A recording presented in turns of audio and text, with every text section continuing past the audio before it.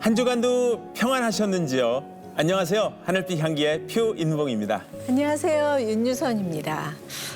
목사님 따님 이름이 네. 되게 예뻤던 걸로 기억하는데 바하 맞죠? 바 맞습니다. 네. 표바 맞는데 갑자기 아이 이름을 왜 이렇게 물어보세요? 아니요. 예전부터 이름이 참 예쁘다. 네. 그 이름은 어떤 뜻으로 지으셨을까 하는 생각이 들어서요. 보통 이제 부모님들이 아이가 뭐 이렇게 자랐으면 좋겠다, 뭐 이런 성품을 가졌으면 좋겠다고 좀 이름을 짓잖아요. 맞습니다. 네. 예, 제가 좋아하는 이름이 바다에서 한 글자를 따서 바, 그리고 하늘에서 한 글자를 따서 하. 그래서 표바하로 짓겠습니다 했더니 아버님도 좋아서 끄덕끄덕 하시는데 바다와 하늘처럼 이렇게 자유롭고 넓게 살아라 이렇게 했는데 신앙을 제가 가지다 보니까 네. 의미가 좀 바뀌었어요. 지금 물어보면 바다와 같은 하나님의 사랑. 그래서 표바하로 지었습니다. 네. 이렇게 제가 말이 좀 바뀌었는데 네네.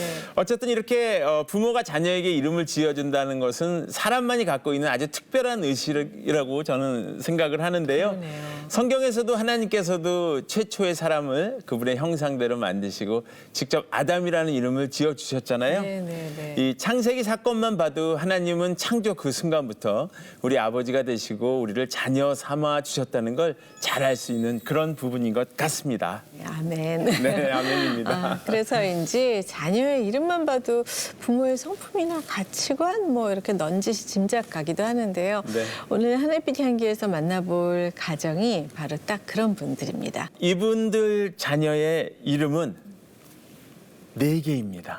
그러니까 4명의 자녀를 주셨는데요. 네네. 바로 바울이, 다니, 요셉이 에스더의 아버지와 어머니를 모시도록 하겠습니다. 네. 바로 김하람, 박지영 부부입니다. 어서 오세요. 안녕하세요. 반갑습니다. 네.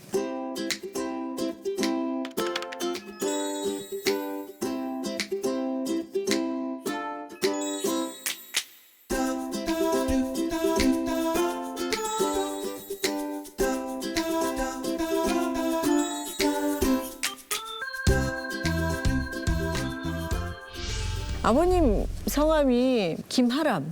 어떤 뜻을 가지고 지어주셨나 봐요. 네, 그 하나님의 사람이라는 뜻으로 지어주셨고요. 네. 어머니랑 아버지가 두 분 다 되게 좋은 크리스찬이었어서 네. 저를 낳으실 때 누나는 또 예랑이거든요. 예수님의 사랑. 그래서 저는 예랑이고 저는 하나님의 사람 이렇게 좋은 이름을 주셨습니다. 네. 그러네요.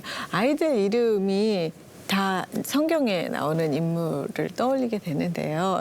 어떤 뜻으로 어떻게 자랐으면 좋겠다 하는 마음으로 지어주셨어요? 사실 하나님의 사람이라고 불릴 수 있을 만큼 좋은 이름이 과연 있을까라는 생각을 너무 많이 했기 때문에 네. 이 이름을 그냥 그대로 첫 아들한테 주고 싶었어요. 그래서 하람이라고 주고 싶었는데 이게 아무래도 통상적으로 받아들여지지 않는 거기도 하고 그러면 하나님의 사람하고 가장 어울리는 사람이 누굴까? 처음에는 이제 다니엘이 떠올랐었는데 그래서 그러면은 다니엘 너무 기니까 외자로 김단으로 한번 접을까 해서 김단으로 하려고 했는데 단이 부르다 보니까 너무 예쁜 여자 이름 같은 거예요. 그래서 아내와 같이 이거는 여자 이름으로 킵하는 게 좋겠다. 그래서 우리가 둘째가 딸이 될지 어떻게 될지 모르지만 일단 여자가 나올 수 있으니 딸이 나올 수 있으니 딸 이름으로 킵해 놓자. 네. 그리고 이름도 킵을 해놓으시는군요. 예. 아들 오늘 경우, 처음 딸 알았습니다. 경우. 네, 두분 다음에 이제 그러면은 어떤 이름이 가장 어울릴까? 근데 좀 바울을 좀 망설였어요. 왜냐면 조금 이름이 센 것 같아서. 그래서 네. 근데 그래도 아무래도 떠오르는 게 제 생각에는 하나님의 사람과 가장 가까운 사람이 누군가 했을 때는 바울이더라고요. 그래서 바울을 주게 됐어요. 그리고 다니가 다행히도 둘째가 딸이 나와서 그럼 우리가 킵해놓은 이름이 있으니 바로 다니로 해서 저희 애들은 태명이 없었어요. 전부 다. 그래서 바로 바울이가 생겼을 때도 바울이라고 이름 지었고 네. 다니가 생겼을 때도 다니라고 이름 지었죠. 그리고 요셉이 같은 경우에는 당신이 얘기해. 제가 그 성경 인물 중에서 신구약 다에서 요셉을 제일 좋아해요. 근데 되게 멋지기도 하고 그래서 이제 요셉이란 이름을 이제 요셉이한테 주고 싶어서 요셉이라고 정했는데 신약의 요셉이란 인물이 이제 예수님이랑 피 한 방울 안 섞였는데 친자녀 삼아서 키우잖아요. 그래서 그거 보면서 아 입양이랑 되게 연결이 된다 해가지고 되게 저희도 아 의미 있는 이름이다 우리 아이한테 그런 생각을 했던 것 같아요. 저도 성경을 읽다 어느 날 그 요셉이 입양을 처음 한 네, 하나님의 마음으로 입양을 처음 한 사람이 요셉이구나. 뭐 네, 이런 네. 그렇게 생각할 수 있다라는 생각이 조금 들기도 했는데요. 아, 그래서 너무 의미가 있다 우리 아이한테 그런 생각을 했었어요. 그리고 막내 이름은? 에스더 같은 경우에는 저희가 바울단이 둘만 있을 때는 둘이 같이 부를 때 바다야 바다야 이렇게 불렀거든요. 그래서 지금도 요셉이가 바울단이 부를 때 바다야 이렇게 부를 때가 있어요. 네네네. 이제 요셉이가 오고 나서는 저희가 바다요 바다요 이렇게 불렀어요. 네. 그러다가 이제 아 우리가 바다요를 만들어 보면 어때? 이래서 순서는 좀 안 맞지만 그래서 아 그러면 애가 들어가는 글자가 애가 들어가는 이름을 우리가 찾아볼까 했더니 에스더밖에 없더라고요. 근데 또 그래서 저희 이제 에스더로 이름을 하자 이러고서는 같이 에스더를 읽었어요. 그래서 아 근데 에스더도 삼촌한테 입양돼서 거의 키워진 그런 케이스다 보니까 아, 또 우리 아이한테 이 이름이 너무 멋지게 어울리구나 해가지고 또 에스더가 됐죠. 굉장히 그냥 우연치 않게 지어진 이름인데 어떻게 보면 굉장히 운명처럼 다가온 그런 이름이었죠 저한테. 그럼 내 아이들을 부를 때 바다예요 이렇게 부르시는 거예요? 아 좋은데요. 네, 예, 예. 바다요, 애요야 막 이렇게도 부르고. 아, 네네. 순서는 바뀌었지만 듣고 보니까 그 되게 그 가족들의 이름이 그냥 바이블 패밀리네요. 그러네요. 하나님의 사람, 바울, 다니엘, 요셉, 에스더. 그런데 엄마만 박지영이에요. 네, 저는 지혜를 맡고 있습니다. 본인도 그러면 나는 오늘부터 이름이 박하와예요. 뭐 이렇게. 해야 될까요? 아, 그렇게는 뭐 안 하시나요? 지혜와 영성을 맡고 계시는 거죠. 다음에 오늘 즉석에서 나오신 것 같은데. 너무 좋네요 지효. 네. 좋습니다. 앞으로 꼭 그렇게 얘기하세요. 아, 네, 그래야겠어요. 감사합니다. 근데 진짜 두 분이 아이들이 아직 어리잖아요. 큰 아이가 9살? 바울이가 9살이고요 첫째. 9살. 그리고 둘째 다니가 7살. 7살. 그리고 요셉이가 셋째 5살이고요. 5살. 그리고 에스더가 4살입니다. 근데 그렇게 어린 아이들을 이제 9살, 7살만 키워도 정신없을 나이에 또 사실 입양할 당시는 아이들이 되게 어릴 때였잖아요. 그런 엄두를 어떻게 내셨는지 궁금하기도 하네요. 첫째, 둘째 키우면서 이제 사람들마다 이제 한 명을 키울 때 힘든 분들도 있고 2명 키우면서 힘든 분들도 있는데 저희는 다른 거 잘하는 건 진짜 없는데 육아에 좀 특화된 사람들인 것 같아요.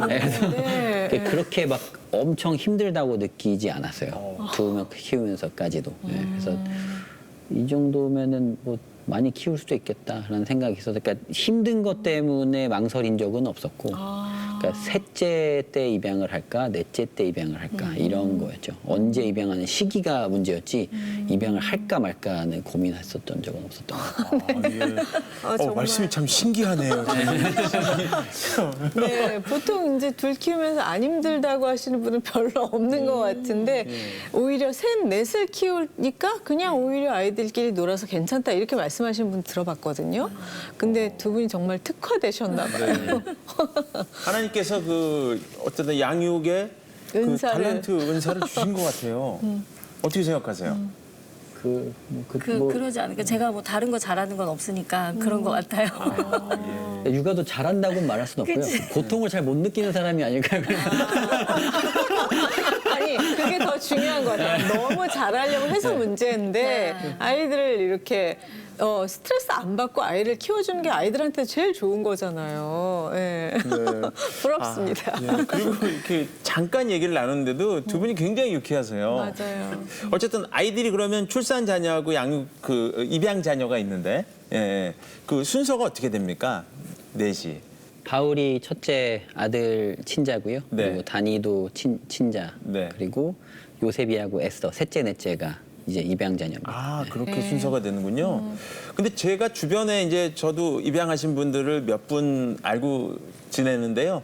그분들 같은 경우는 공교롭게도 그 내외가 거의 같으신 게 아이가 안 생겨서 예, 불임이셔가지고 입양을 먼저 하고 지내다 보니까 하나님 축복 주셔서 또 아이가 생기고 이랬던 부부들이거든요.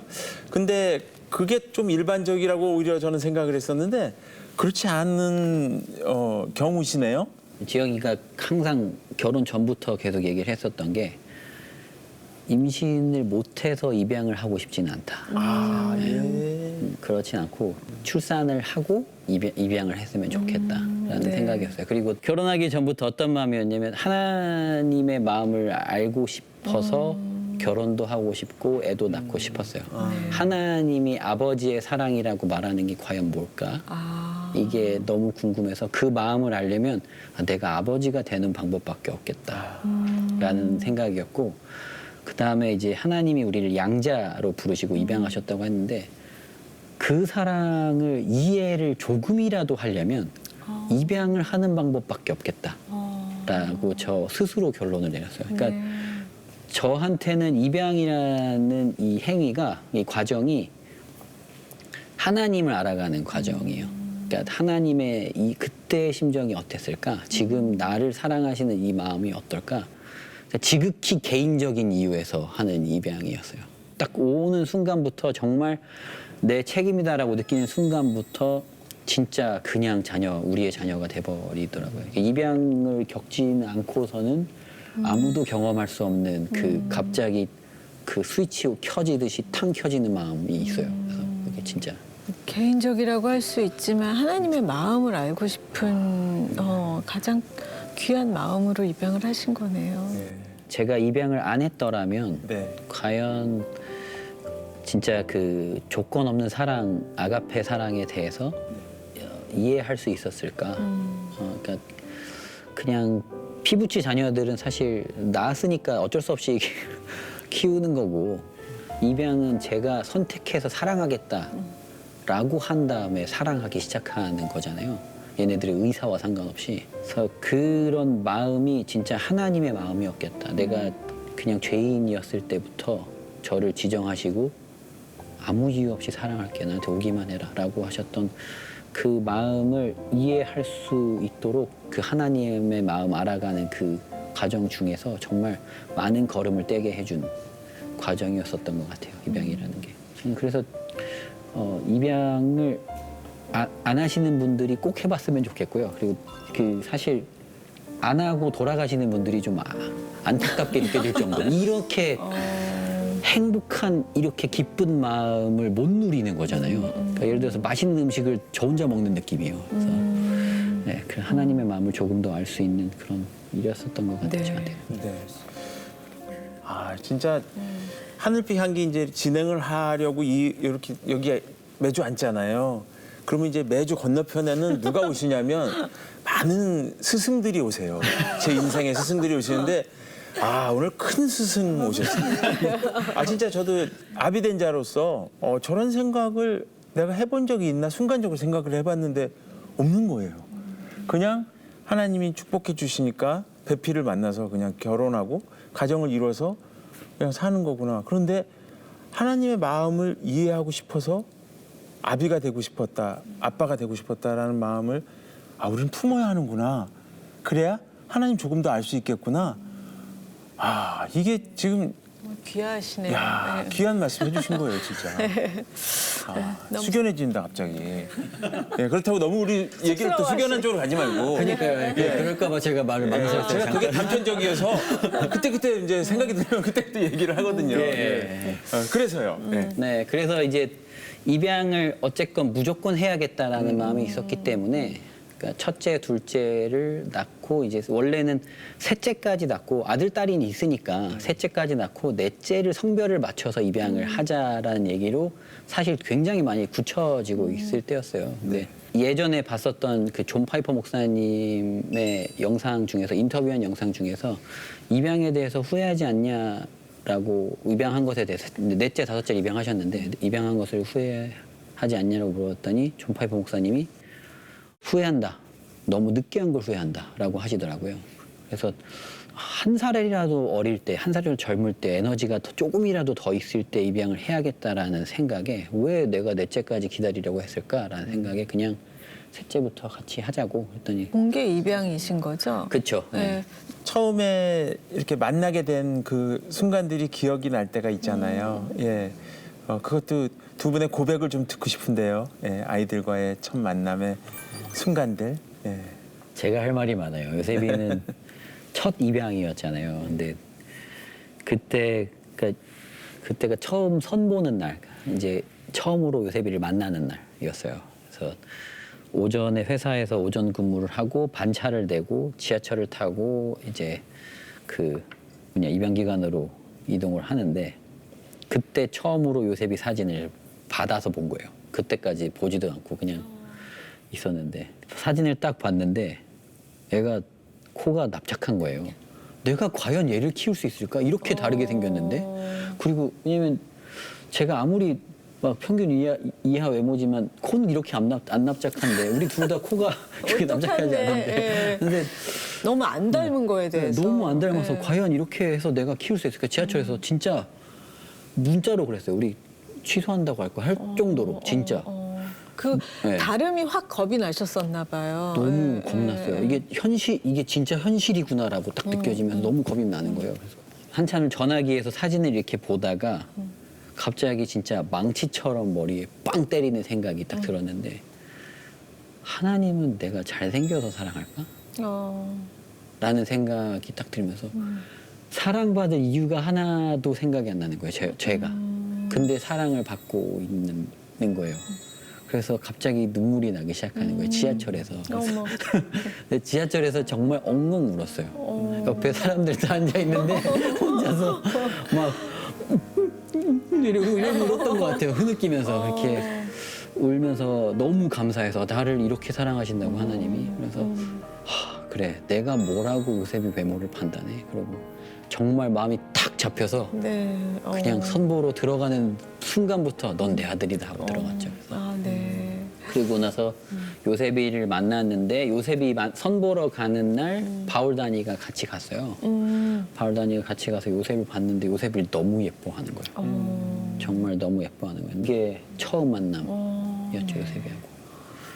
그리고 에스더 때는 벌써 한번 그 입양을 경험했잖아요. 그러니까 무슨 일이 있어도 우리는 할 거다. 우리는 입양을 할 거니까 뭐 외모 이런 거 상관없다. 그래서 좀 더 자신 있게 했죠. 그래서 에스더 때는 그때 또 코로나 때가 거칠 시기여서 이제 그 에스더 때는 그냥 당연히 데려올 건 맞았는데 너무 시기가 미뤄지면서 에스더가 8개월 됐을 때 저희 집에 오게 됐어요. 그러니까 낯가림이 시작되고 위탁 부모님들이 엄마 아빠로 완전히 인지가 돼서 엄마 아빠 하고 있을 때 위탁 어머니가 딱 데리고 왔을 때도 엄마 하고 있을 때 저희한테 빨리 했다. 그렇죠. 네. 저희한테 그 아이를 주시고 위탁 어머니도 그냥 훅 가니까 얘는 벙찐 거예요. 그때부터 깜짝 놀란 거죠. 그때부터 울기 시작하는데 한 달 넘게 쉬지도 않고 울었어요. 에스더는. 잠자고 먹을 때만 안 울었던 그 거예요. 잠잘 때도 멱살을 이렇게 저희 옷깃을 이렇게 잡고 멱살이 너무 이상해요. 옷깃을 이렇게 잡고 놓질 않아요. 그러니까 내려놓으려 그러면 손을 부들부들 불안해서. 떨어서. 그리고 잠이 들었다 싶었잖아요. 그래서 잠이 들었네. 그래서 손을 놓잖아요. 그럼 자기도 놀래서 다시 잡아요. 네. 그 정도로 되게 너무너무 불안했었어요. 안쓰러워라. 네네네. 지금은 모르는 사람한테도 잘 가고요. 잘 컸습니다. 이제 아이들을 이렇게 키우다 보면 정말 이 아이들이 하나님의 소중한 선물이구나 하는 그런 순간을 느낄 때가 또 많으시잖아요. 뭐 너무 많겠지만 그래도 조금 나눠주세요. 아기를 키우다 보면 네. 저의 가장 밑바닥을 보는 것 같아요. 아이들한테 막 화를 낸다거나, 그러니까 막 그 평소에 다른 사람한테 화를 안 내면서 집에 와가지고 애들이 막 답답한 거 보면은 막 화가 나죠. 짜증 내고 이런 거 네. 보면서 그래 내가 이렇게까지 죄인이구나라는 거를 아이들을 통해서 볼 수 있다는 것도 은혜인 것 같아요. 그래서 근데 내가 이렇게 죄인인데 하나님이 나를 사랑하신다고 그거를 느끼는 것도 감사하고 은혜인 것 같아요. 그러니까 그 아이들 한 명 한 명을 만나면서 다른 하나님을 느낄 수 있다는, 하나님의 다른 모습을 느낄 수 있다는 것, 이게 저한테는 가장 큰 은혜고 가장 큰 선물이지 않을까. 아이들은 잘 크니까 저도 하나님 앞에서 잘 성장했으면 좋겠다. 근데 그 과정 가운데 우리 아이들이 내가 하나님께 더 가까이 갈 수 있도록 많이 도와주는 것 같아서 그게 큰 감사죠. 사실 입양을 이렇게 좀 결심하고 계획하는 분들이 이렇게 실행에 못 옮기시는 경우가 내가 나중에 그렇게 사랑을 못 베풀면 어떡하지? 맞아요. 혹은 내가 아이들을 차별하면 어떡하지?에 대한 염려가 있잖아요. 근데 또 어떤 염려가 있냐면 본인들의 그런 태도 말고 아이의 할아버지 할머니들이 직접 낳은 아이 손자 손녀만 이뻐하고 그런 표현을 하면 내가 그걸 어떻게 처신하지? 이런 거에 대한 두려움이 있거든요. 실제로 그런 상황들은 없으셨는지. 있어요. 네, 있어요. 이게 애들을 너무 예뻐하세요. 네. 그러니까 어린 애들만 더 예뻐하세요. 오히려? 네. 이게 저희 친정엄마 같은 경우는 대놓고 요셉이는 왜 안 데려와? 요셉이만 계속 찾으시고 아직은 애스돈 조금 더 있어야 더 예뻐질 거라고 말을 해야 더 예쁘다고. 그러니까 저희 엄마는 첫째, 둘째는 야가서 이제는 재미없고 셋째가 제일 예쁘다고 이렇게 저희 엄마는 대놓고 그렇게 차별을 좀 하세요. 이 방송을 진짜. 첫째, 둘째가 안 봐야 되는데. 근데 알고 있어요, 제 애들. 서운해하지 않나요? 그러면? 근데 아이들이? 첫째, 둘째도 이미 충분히 할머니한테 사랑을 그렇게 다 받았어. 받았으니까 그것도 좀 이해하는 것 같아요. 그러니까 밑으로 내려갈수록 더 많은 사랑을 하시는 것 같아요. 이게 내리사랑이라고. 이걸 어떻게 할 수 없는 것 같아요. 사실 입양 전에 그런 걸 조금 염두를 해서 제가 양가 어른들을 만나면서 그랬죠. 그럼 우린 입양할 건데 혹시라도 차별하실 것 같으면 오시지 말아달라고. 첫 혹시라도. 왜냐면 선포를 하셨구나. 네. 그랬더니 반응이. 그랬더니 저를 너무 잘 아시니까 저희 결혼할 때도 저희 이날 결혼할 거예요라고 말씀드렸거든요. 그러고 결혼했었는데 그러니까 김아람이란 놈은 한다면 하니까 저렇게 말했을 때 하겠지라는 생각에 그냥 그랬는데 애가 딱 오니까 너무 예뻐하시는 거예요. 그러니까 저희 어머니도 살짝 걱정을 하셨던 것 같은데 바울다니가 너무 예뻤으니까 근데 어머니도 요셉에서도 너무 예뻐하시고. 근데 바울이가 너무 기특하기도 한 게 보통 이제 또 동생이 생기면 부모님 사랑 뺏기고 이래서 좀 질투하기도 하고 투정 부릴 수도 있는데 그렇지 않나 봐요? 저희가 일단 너가 형이기 때문에 양보해라라는 말을 하질 않아요. 절대 하질 않아요. 네. 예. 그런 말은 저희가 금기하고 있어요. 저희 둘이서. 그래서 너가 형이기 때문에 언니기 때문에 참아야 된다 말도 안 하고 양보해야 된다 절대. 만약에 언니 동생 사이에 오빠 동생 사이에 문제가 생겼다 그러면은 무슨 일이 일어났어를 물어보고 상황에 따라서 언니 편을 들어준다기보다 맞는 편을 들어주는 편이에요. 그래서 너가 형의 역할을 하라는 게 일단 없어서 일단 그런 것 가지고 서운하지는 않을 거고 그리고 근데 뭐 모든 아이들이 자기들한테 불만이 있을 건데 그 중에 하나가 만약에 동생들이 많다가 불만이라면 그 중에 하나의 불만이겠죠. 그래서 그렇게 크게 문제가 될 것 같지는 않아요. 아니, 근데 말씀을 나눠보면 이분이 진짜 대단한 분이다 이런 생각이 드는 게 저는 형이 있고 누나가 있고 제가 그 다음이고 남동생이 있어요. 맨날 그런 혼내는 게 네가 형한테 무조건 지고 살아야지. 네가 누나한테 무조건 어디 똑바로 눈을 그렇게 해. 그리고 또 남동생한테 네가 형이니까 다 양보해. 이러고 저는 컸어요. 그러네요. 사실 예전엔 그랬죠, 좀. 그렇죠. 근데 이게 커보니까 진짜 아닌 것 같은 거예요. 아 근데 이걸 어디서 그렇게 다 배우셨어요, 이 지혜를? 근데 바울이도 9살이라서 그렇지 다른 집 9살이 막낼 수도 있잖아요. 그렇죠. 근데 그러니까 제가 형이라서 성인이면은 다른 얘기인데 성인이랑 미성년자의 얘기면 다른 얘기인데 전부 애기 때문에 아이로 취급하는 게 맞다라고 생각했어요. 네. 좀 일찍 만나 뵙고 애를 키웠으면 훨씬 잘 키웠을 것 같은 생각이 드네요. 오늘 스승님 만났습니다. 스승님 만나서 한 수 배우고 있는 그런 시간입니다.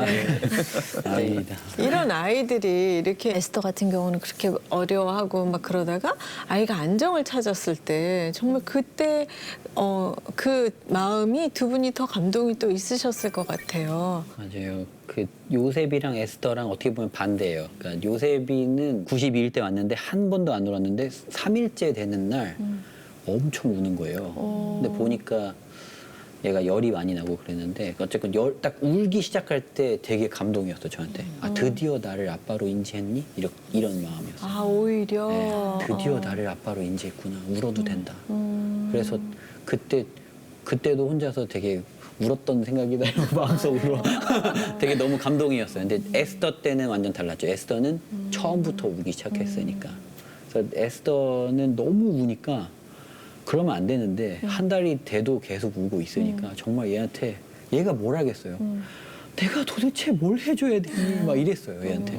그러니까 막 얘한테 하소연을 한 거죠. 내가 도대체 안아도 울고 내려놔도 울고 밥 먹여도 울고 내가 뭘 해야 되냐 하면서 얘한테 계속 하소연을 했는데 교회에서 다른 사람들한테 안기고 이런 걸 딱 보면서 아 이제 드디어 애착 관계가 형성이 됐구나.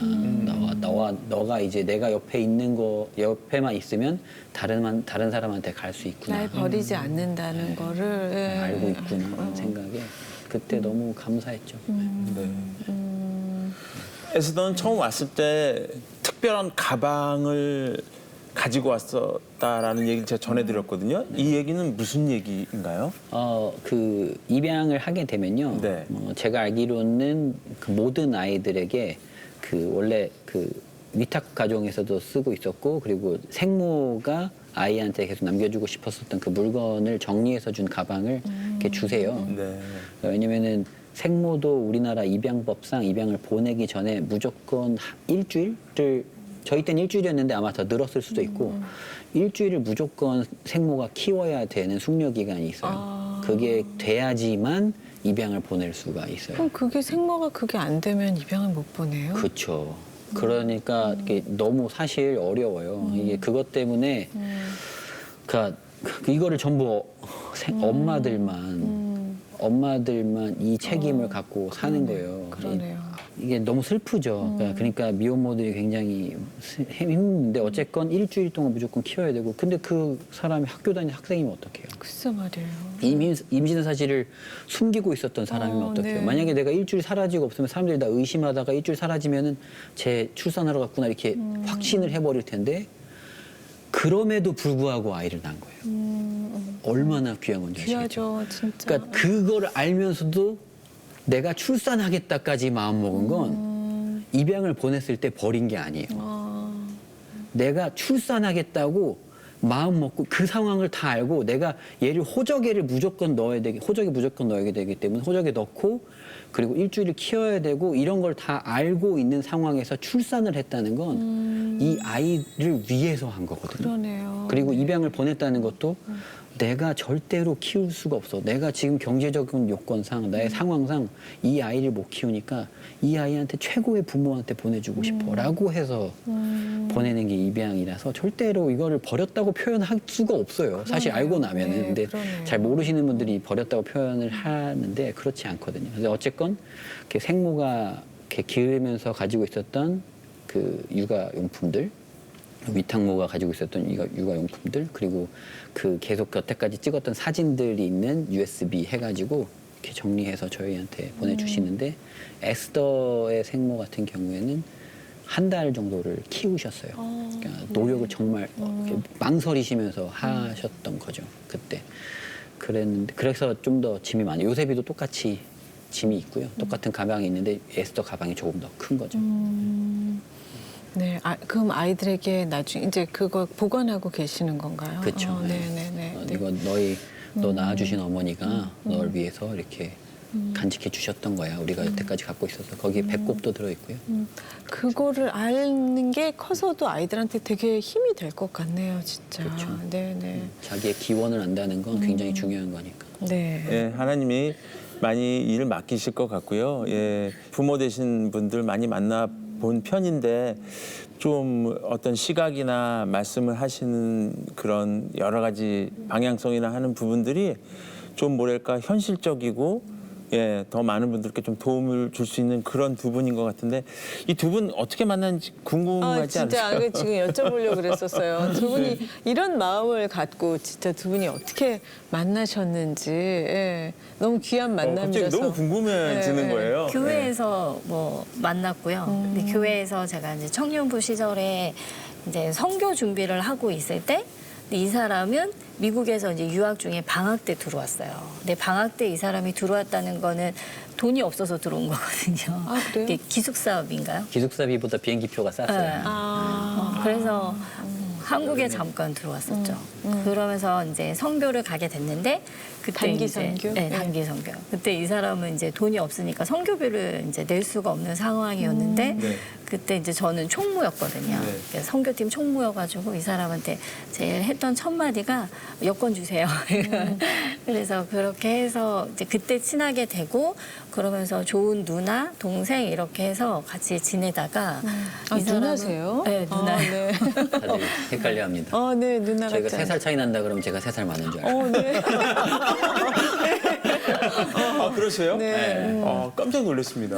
그렇습니다. 그래서요? 그래서 네. 이 사람이 이제 그냥 이제 제가 되게 예뻐했어요. 말을 너무 잘 듣는 거예요. 일도 너무 잘하고 저는 리더십에 있으니까 엉덩이 가벼운 사람이 예쁘잖아요. 그렇죠. 그래서 네. 너무 예뻐했는데 그러다가 이제 예쁜 동생이 이제 다시 미국으로 가서 그때 이제 같이 이제 같이 SNS로 이제 연락도 하고 뭐 이렇게 가끔 이제 문자도 이제 주고받고 이러면서 친하게 지내면서 서로 이야기 막 하고 이렇게 지내다가 갑자기 이제 또 계속 그렇게 연락하다 보니까 이제 감정이 생기더라고요. 네. 그래서 이제 같이 이제 먼 거리에서 같이 연애를 했죠. 영상 통화도 되게 자주 하고. 영상통화도. 네, 근데 영상 통화가 됐으니까. 그러다가 이제 이 사람이 졸업을 하고 한국에 와서 한 6개월인가 1년 가까이 한국에서 이제 취업 활동을 하다가 취직이 돼서 싱가포르를 가는 거예요. 어머. 싱가포르도 이제 9개월 동안 나가 있었거든요. 근데 네. 또 그때는 또 저희 또 영상 통화를 하고 어머, 그렇게 이제 하다가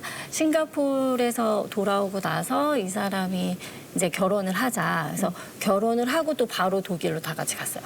이제 결혼해서 독일 가서 1년 살다가 그 이제 한국에 돌아와서 정착을 해서 지금 있는 거예요. 야, 어쨌든 뭐 빨리빨리 얘기를 하셨지만 네. 태평양 건너서 네. 야 그런 연애 하신 거네요. 그렇습니다.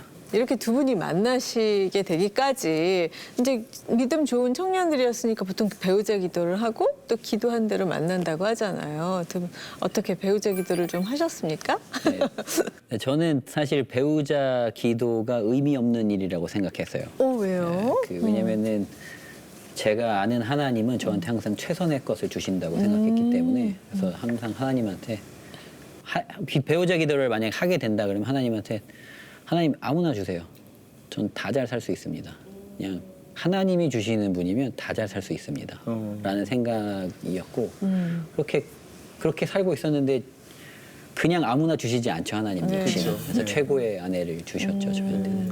완전 하나님에 대한 신뢰로 기도를 하신 거네요. 그렇죠. 그때는 진짜 지금도 그렇지만 누구랑 있어도 다 잘 살 수 있겠다라는 생각이 있었어요. 그냥 하나님이 주시는 마음이었으면. 네. 이상한 뜬금없는 자신감. 네, 그런 게 있었습니다. 하나님의 사람, 나는 하나님의 사람이라는 믿음으로. 그렇죠. 네. 뭔가 있는 자신감이네요. 그러네요. 그렇죠. 네, 근데 네. 왜냐면 제가 유학생을 거쳐 올 때 돈이 진짜로 없었어요. 사람들이 유학생을 맞아, 했다 보통 그러면 유학생, 네. 돈이 많아서 가잖아요. 근데 어쨌건 돈은 없는 상태였었어요. 근데 그 상황에서 학비가 막 1년에 5천만 원 하는 학비들을 내면서 살았거든요. 그래서 유학을 어떻게 유학을 가셨네요. 그래서 끝냈거든요. 믿음으로. 4년제를 마쳤거든요. 그러니까 낼 때마다 기적적이었어요. 그게 정말 이걸 낼 수 있다고 하면서 냈는데 그래서 그 상황을 거쳐오고 나니까 무리를 걸어도 뜨겠다라는 생각에 그냥 아무나 주십시오 이런 생각이었죠. 그때 사실. 또 그런 훈련의 과정이 있어서 나온 기도였네요. 네네. 지영 씨는 어떠셨어요? 저는 했어요. 정말 열심히 했어요. 네, 어떻게 하셨어요? 저는 성경에 욕심이 되게 많아서 성경에 있는 모든 멋진 리더십을 가진 모든 사람들의 이름을 다 걸어놓으면서 하나님 저 다 주세요 막 이랬어요. 아, 네, 정말 하나님 저는 요셉을 좋아한다고 말씀드렸잖아요. 그러니까 요셉 같은 사람 너무 원한다고. 그래서 느헤미야 같은 리더십 있는 사람도 너무 좋아요 하나님. 저 다 주세요. 저 하나님한테 그렇게 기도를 정말 욕심꾸러기처럼 다 말씀드렸어요. 그래서 그렇게 기도했더니 정말 저한테 딱 맞는 너무 아주 최고의 영적이고 지혜로운 기도를 하셨네요.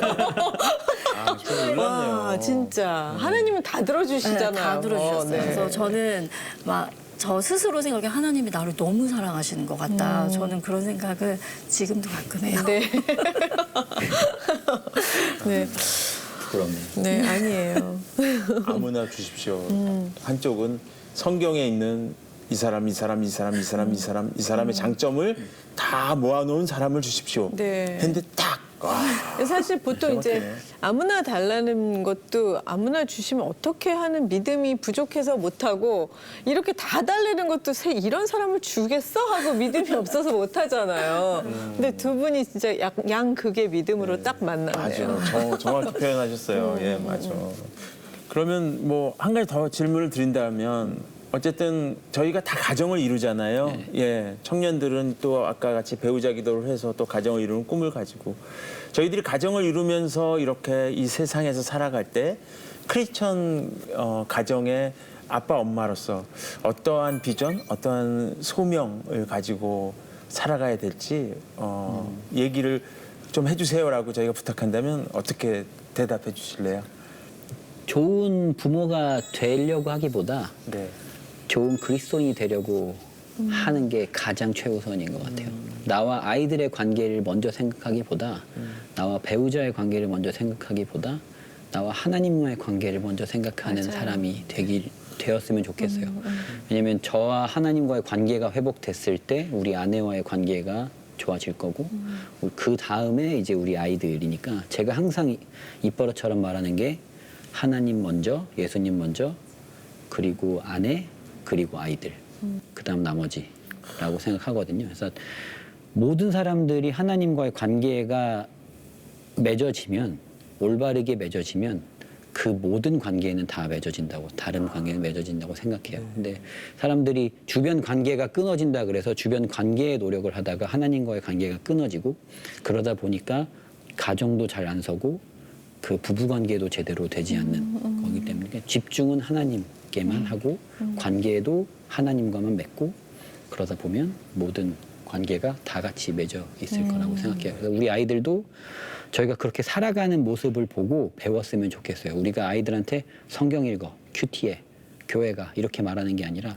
엄마 아빠처럼 사는 거 보니까 되게 행복하게 사네. 되게 잘 사는 것 같다. 그럼 나도 저렇게 살아볼까? 이렇게 되는 사람이었으면 좋겠어요. 네. 성함을 바꿔야 돼요, 오늘부터. 김랍비로 바꾸시고 아니 김샘플. 네. 그렇게 바꾸셔야 될 것 같아요. 네. 이제 두 분하고 말씀 나누다 보니까 정말 두 분은 저희가 미처 못 누린 행복을 더 크게 누리고 계시구나 하는 생각이 들어서 부러운 마음과 또 존경하는 마음이 생기는 그런 시간이었습니다. 예. 저도 참 감사한 시간이네요. 예, 정말 감사한 시간이고 그렇게 자녀를 사랑하고 또 입양함으로 인해서 하나님을 더욱 알 수 있는 그런 시간이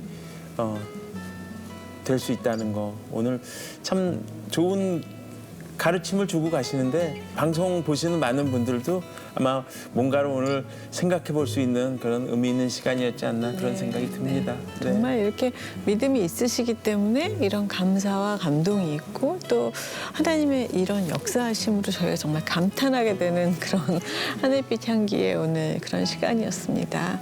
네, 두 분 나와주셔서 너무 감사드립니다. 네, 고맙습니다. 네. 축복합니다. 네.